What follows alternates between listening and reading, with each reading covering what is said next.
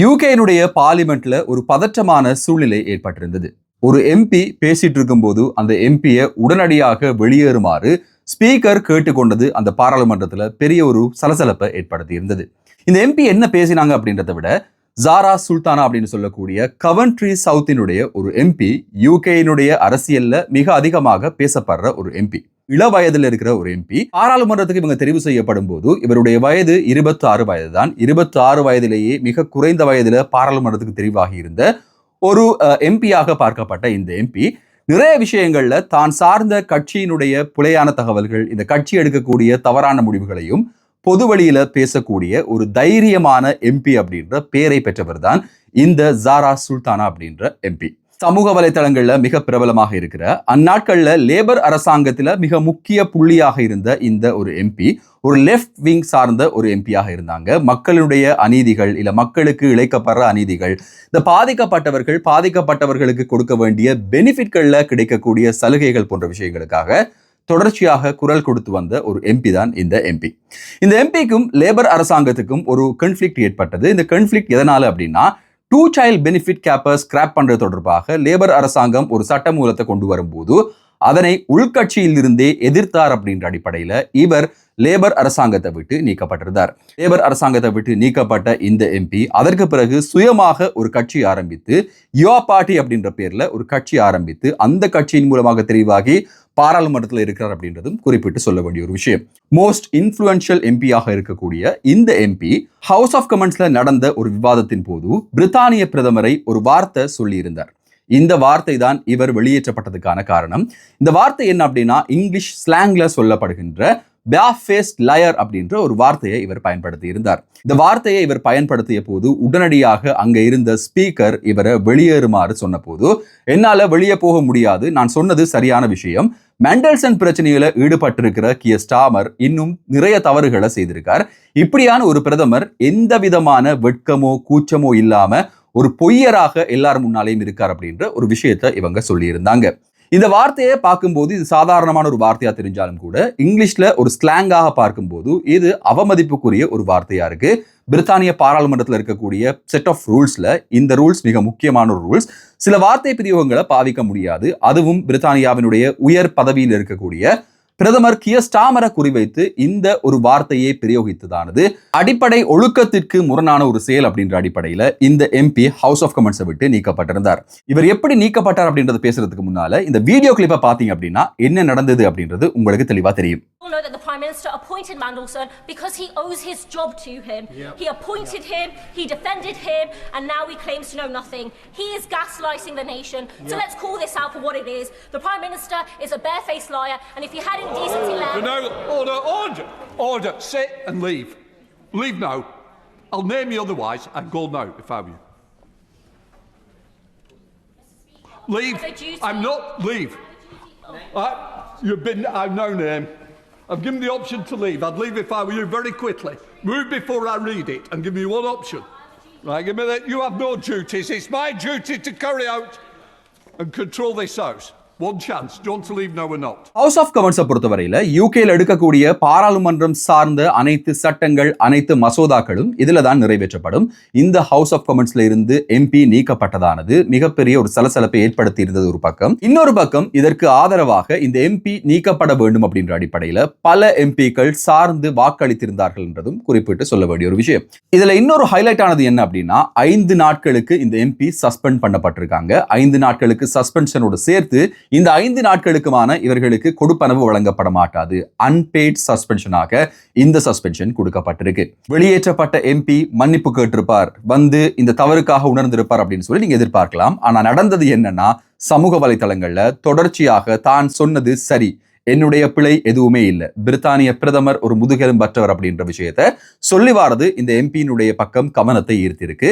Labour அரசாங்கத்திலிருந்து நீக்கப்பட்ட பிறகு ஒரு தனிப்பட்ட விரோதம் காரணமா இப்படி பேசுறாங்களா, இல்ல மக்கள் மேல் இருக்கிற அக்கறை மூலமாக இப்படி பேசுறாங்களான்றது ஒரு விவாதமாக சமூக வலைத்தளங்கள்ல பேசப்பட்டாலும் கூட அதிகப்படியானவங்க சொல்றது என்ன அப்படின்னா, இந்த குறைந்த வயதுல இவ்வளவு தைரியமான ஒரு பெண் பாராளுமன்ற உறுப்பினர் இருக்கிறாங்க அப்படின்றது பாராட்டக்கூடிய விஷயம் என்ற மாதிரியான கருத்துகளும் சமூக வலைதளங்கள்ல பேசப்படுது. நம்ம எல்லாருமே ஏதோ ஒரு கட்டத்துல டாக்ஸி உபயோகப்படுத்தி இருப்போம். இந்த டாக்ஸி உபயோகப்படுத்தும் போது யாருன்னே தெரியாத ஒரு டிரைவர் வருவாங்க. இந்த டிரைவர்கள் மிகப்பெரிய குற்றவியல் சம்பவங்களோட தொடர்பட்டவர்களாக இருந்தா எப்படி இருக்கும்? பாலியல் குற்றங்கள், கொள்ளைகள், போதைப் பொருட்களுடன் தொடர்பான குற்றங்கள், இப்படியான குற்றவாளிகள்ல 158 குற்றவாளிகளுக்கு டாக்ஸி லைசன்ஸ் கொடுக்கப்பட்டிருக்கு அப்படின்ற ஒரு அதிர்ச்சி தகவல் வெளியிடப்பட்டிருக்கு. வொல்வர்ஹாம்ப்டன் பகுதியில் கொடுக்கப்பட்ட டாக்ஸி லைசன்ஸ்களுக்குள்ள இந்த வகையான குற்றவாளிகளுக்கும் டாக்ஸி லைசன்ஸ் கொடுக்கப்பட்டிருக்கிறதாகவும் யூகேல இருக்கக்கூடிய அனைத்து கவுன்சில்களுக்குள்ளேயும் இந்த வொல்வர்ஹாம்ப்டன்ல டாக்ஸி லைசன்ஸ் எடுக்கிறதுன்றது ஈஸியான ஒரு விஷயமா இருக்கு. இதுக்கான காரணம் நிறைய செக் பண்ண மாட்டாங்க, நிறைய விஷயங்களை பார்க்கறது இல்லை, ஆன்லைன்லேயே ரெஜிஸ்டர் பண்ணலாம் அப்படின்ற சில காரணங்களால யூகேல 96% அதிகமான டாக்ஸிகள் வொல்வர்ஹாம்ப்டன்ல ரெஜிஸ்டர் பண்ணிட்டு வெளியே ஓடிட்டு இருக்காங்க. வேறு ஊர்கள்ல, லண்டன்ல, பர்மிங்ஹாம்ல, லெஸ்டர்ல, மில்டன் கீன்ஸ்ல இப்படியான இடங்கள்ல ஓடிட்டு இருக்காங்க. இதற்கான காரணங்கள் என்ன அப்படின்றது ரைட் டு இன்ஃபர்மேஷன் என்ற ஆக்டை பயன்படுத்தி தேடப்பட்டிருக்கு. இந்த தேடுதலின் போது கிடைக்கப்பட்டிருக்கிற ஒரு அதிர்ச்சிகரமான தகவல் தான் பெரும் குற்றவாளிகள் இதுல ஈடுபட்டிருக்காங்க. சிறு குற்றவாளிகள் உட்பட 400க்கும் அதிகமான டிரைவர்கள் இப்போ டாக்ஸி லைசன்ஸோட செயற்பட்டு இருக்காங்க.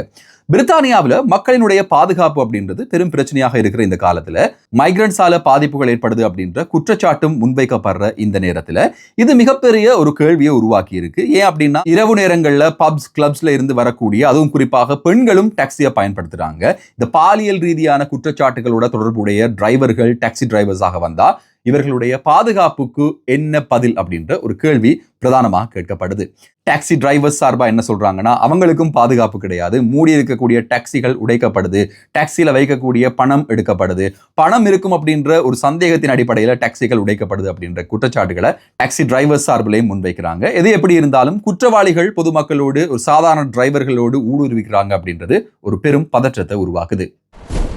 புகைத்தலுக்கான அடிக்ஷன் அப்படின்னு பார்க்கும்போது ஏற்கனவே புகைத்தலுக்கு அடிமையாக இருக்கிறவங்களுக்கு ஒரு புதிய சட்டம் கொண்டு வந்து இனிமேல் நீங்க புகைக்க கூடாது அப்படின்னா அது பெரிய ஒரு பிரச்சனையில உண்டு பண்ணிவிடும். ஆனா அதே நேரம் இதுவரையில புகைத்தலை பழகாத எங்களோட அடுத்த தலைமுறைக்கு புகைத்தல் இல்லாத ஒரு சமுதாயத்தை உருவாக்குறதுக்கான முயற்சிகள் எடுத்தோம் அப்படின்னா அது எதிர்காலத்துல மிகப்பெரிய ஒரு சக்சஸ்ஃபுல்லான விஷயமா வரும். இன்னும் சில 10 ஆண்டுகளுக்குள்ள புகைத்தல் அற்ற ஒரு சமூகம் உருவாகும். இது ஒரு நல்ல நடவடிக்கை. இந்த நடவடிக்கைக்கான சட்டப்பூர்வம் பாராளுமன்றத்தில் இயற்றப்பட்டிருக்கு. யூகேல 2008ஆம் ஆண்டுக்கு பிறகு பிறந்தவர்கள் 2009ஆம் ஆண்டு ஜனவரி முதல் பிறந்தவர்களுக்கு இனிமேல் சிகரெட் விற்பனை செய்யப்பட மாட்டாது. 17 வயதாக இருக்கிற இவங்களுக்கு இப்போ ஸ்மோக்கிங்கான ரைட்ஸ் கிடையாது.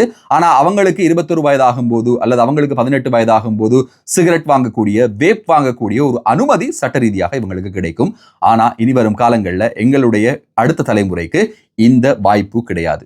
இது ஒரு நல்ல விஷயமா பார்க்கப்படுது. ஏன் அப்படின்னா ஏற்கனவே இருக்கிறவங்களுக்கு அடிக்ஷன்ல இருந்து அவங்கள நீக்கணும், அவங்களுக்கான ரீஹாபிலிட்டேஷன் செய்யணும், இப்படியான பல சிக்கல்கள் இருக்கிறதுனால இனி வரும் தலைமுறையினர் சிகரெட் வாங்குவதற்கான தடையின் மூலமாக இதுவரையில சிகரெட்டை ருசித்திராதவர்களுக்கு இனிமேல் சிகரெட் அப்படின்னா என்னன்னே தெரியாத மாதிரியான ஒரு சட்டம் பிரித்தானியாவில் மிகப்பெரிய வரவேற்பை பெற்றிருக்கு. இது நீண்ட காலமாக பேசப்பட்ட வந்த ஒரு சட்டம் இப்போ பாராளுமன்றத்தில் நிறைவேற்றப்பட்டிருக்கு. உலக நாடுகள் அனைத்திலிருந்தும் இதற்கான ஒரு வாழ்த்து அல்லது இதற்கான பாராட்டு வழங்கப்பட்டு வருது. ஏற்கனவே மாலைதீவுகள், நியூசிலாந்து போன்ற நாடுகள் இதனை செயற்படுத்தி இருக்கு. ஆனா நியூசிலாந்தை பொறுத்தவரையில ஒரு 3 ஆண்டுகளுக்கு பிறகு இந்த சட்டம் புதிய ஆட்சியினரால கைவிடப்பட்டது. இதுக்கான காரணங்களாக பொருளாதார காரணங்கள் சொல்லப்பட்டது. இந்த பொருளாதார காரணங்கள்ல டொபாக்கோ மற்றும் ஆல்கஹாலுக்கான தீர்வைகள் அதிகம் அப்படின்றதுனால இந்த வரிகள்ல ஏற்படக்கூடிய வீழ்ச்சியானது எதிர்கால சந்ததியை பாதிக்கும் என்றதால இந்த ஒரு திட்டம் அமல்படுத்தப்பட்டது. ஆனா யூகேயை பொறுத்தவரையில கதை அப்படியே வேறையானது. யூகேல இப்போ இருக்கக்கூடிய சிகரெட்டால வரக்கூடிய ரெவென்யூ விட இந்த சிகரெட்ல ஏற்படக்கூடிய நோய்களுக்கு NHS கொடுக்கக்கூடியது அதிகமா இருக்கு அப்படின்ற ஒரு அப்டேட் வெளியிடப்பட்டிருக்கு. புகைத்தல் காரணமாக ஒவ்வொரு வருடத்திற்கும் ஆயிரக்கணக்கானவர்கள், லட்சக்கணக்கானவர்கள் இறக்குறாங்க. இறந்தா கூட பரவாயில்ல, இவங்களை மேனேஜ் பண்றதுக்காக NHS வருடந்தோறும் பில்லியன் கணக்கான பவுண்ட்ஸ்களை செலவு பண்ணுது. இது கட்டுப்படும் போது இதனால வரக்கூடிய நஷ்டம் பெரிதாக தெரியாது என்றது பிரித்தானியாவினுடைய அரசாங்கத்தினுடைய ஒரு விடயமாக இருக்கிறது.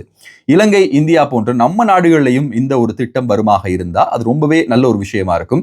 ஏற்கனவே இருக்கக்கூடியவங்களை அப்படியே விட்டா ஒரு ஜென்ரேஷன் அதோட போயிடும். அடுத்த ஜென்ரேஷன் ஆவது புகைத்தல் மற்றும் மதுபானம் இல்லாத ஒரு தலைமுறையாக உருவாகும். இந்த வீடியோவை முழுசா பார்த்திருப்பீங்கன்னு நினைக்கிறேன். தொடர்ச்சியா பார்த்திருந்தீங்கன்னா இந்த வீடியோ மற்றும் இந்த சேனல் கொண்டு வரக்கூடிய செய்திகள் உங்களுக்கு பயனுள்ளதாக இருக்கும் அப்படின்னு கருதினா மறக்காம சப்ஸ்கிரைப் பண்ணுங்க. இந்த வீடியோவுக்கு லைக் பண்ணுங்க. நீங்க லைக் பண்ணும்போது இந்த வீடியோ, இது போன்ற வீடியோ பார்க்குற பலரை போய் சேரும் அப்படின்றதை ஞாபகப்படுத்திக் கொண்டு இன்னும் ஒரு நாள் இன்னும் ஒரு தகவலோட இன்னும் சுவாரஸ்யமான செய்திகளோட உங்களை சந்திக்கும் வரை நன்றி, வணக்கம்.